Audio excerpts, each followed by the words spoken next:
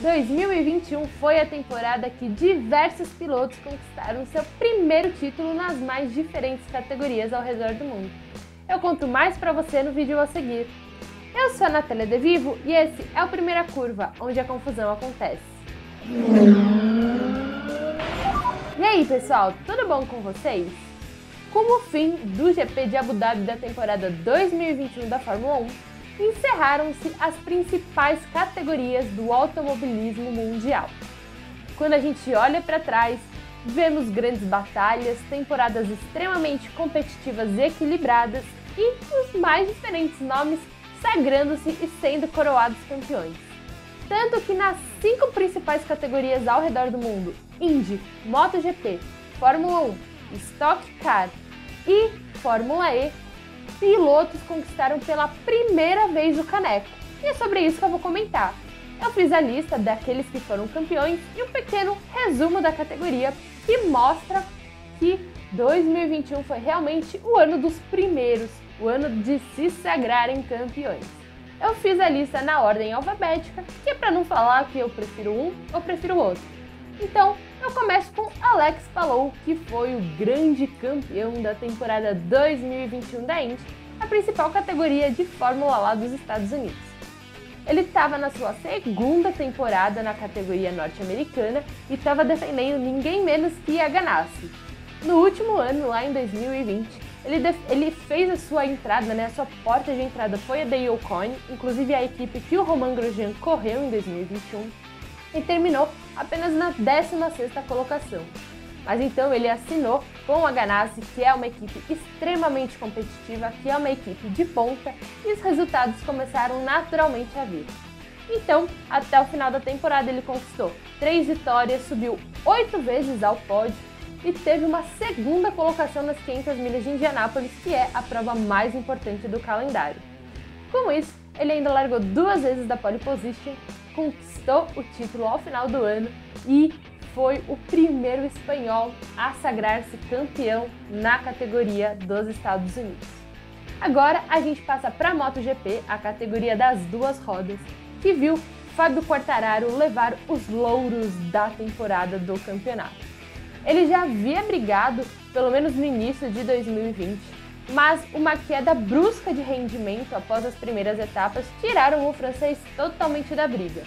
Para esse ano passado ele corria na SRT, em 2021 ele assinou com a Yamaha para assumir o lugar do Valentino Rossi, então foi o seu primeiro ano numa equipe de fábrica na categoria, sua 3ª temporada no mundial, na classe rainha do Mundial de Moto Velocidade.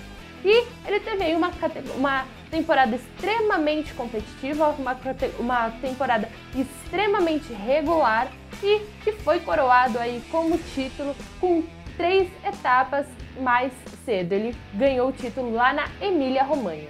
Bom, os seus números foram que ele conseguiu 5 vitórias, apareceu 10 vezes no top 3, portanto subiu 10 vezes ao pódio e contou só com um abandono ao longo do calendário.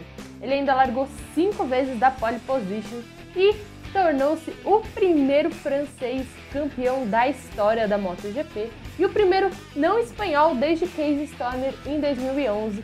Portanto, ele teve aí um grande desempenho ao longo desse ano para coroar a última temporada, que ele terminou na 8ª colocação, teve aí essa queda brusca de rendimento e sequer conseguiu brigar com o Joan Mir até o final do campeonato.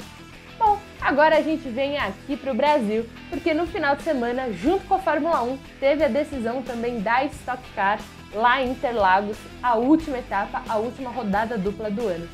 Quem acabou campeão foi Gabriel Casagrande, numa temporada também extremamente regular.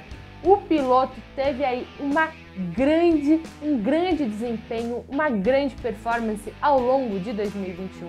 Foram 14 pódios no total. Ele venceu apenas 2 vitórias, mas o número de vitórias não importa. Se ele foi regular, o que ele provou que ele foi bastante ao longo do ano. É isso que acaba trazendo o título. Às vezes nem é tanto conseguir subir tantas vezes ao degrau mais alto do pódio. Ele teve 3 finais de semana com pódios duplos, então ele terminou no pódio tanto na primeira quanto na segunda corrida, inclusive em Interlagos, no último final de semana ele conseguiu 2 terceiras colocações, então não bastou apenas ser coroado campeão, ele ainda largou da pole position da corrida e subiu as 2 corridas no pódio. Ele teve uma temporada bastante consistente, com apenas 2 abandonos e apenas 7 corridas fora do top 10. Portanto, Gabriel Casagrande conquistou aí o seu primeiro título na Stock Car. Ele que já é, apesar de um piloto jovem, já tem aí uma grande experiência na principal categoria do automobilismo brasileiro e conquistou aí, bateu ninguém menos que Daniel Serra, que também vinha aí brigando pelo título, e Thiago Camilo, que terminou na 3ª colocação. Então, ele fez muito bonito ao longo desse campeonato. A gente agora passa para a Fórmula 1 e para Max Verstappen, que conquistou também o seu primeiro título mundial. Primeiro holandês campeão do mundo. Existem algumas controvérsias quanto a isso, mas vocês vão ficar sabendo apenas no próximo nome. O Max, que já estava aí no seu 7º ano na categoria, apesar de ter apenas 23 anos, ele já tem aí 7 temporadas para chamar de sua. Ele já é extremamente experiente dentro da Fórmula 1, já brigou com grandes nomes e bateu ninguém menos que Lewis Hamilton na última volta da última corrida. Foi uma temporada extremamente competitiva, tanto dele quanto da Red Bull. Foram 10 vitórias, recordista de pódio na mesma temporada, foram 18 vezes que ele subiu no pódio. Ele ainda teve 10 pole positions e chegou empatado na última corrida com ninguém menos que o heptacampeão, o atual GOAT, como gostam de dizer, da categoria. E quando tudo parecia perdido, na última volta, Max Verstappen bateu Lewis Hamilton para conquistar aí o seu primeiro título na categoria. Ele ganhou, ele venceu, foi muito comemorado, foi um título merecido. Mas a Mercedes ficou com o Mundial de Construtores, não deu para a Red Bull, mas pelo menos Max Verstappen conquistou aí o seu primeiro caneco na categoria, na principal categoria do automobilismo mundial, e tirou a Red Bull de uma fila que não conseguia título desde 2013.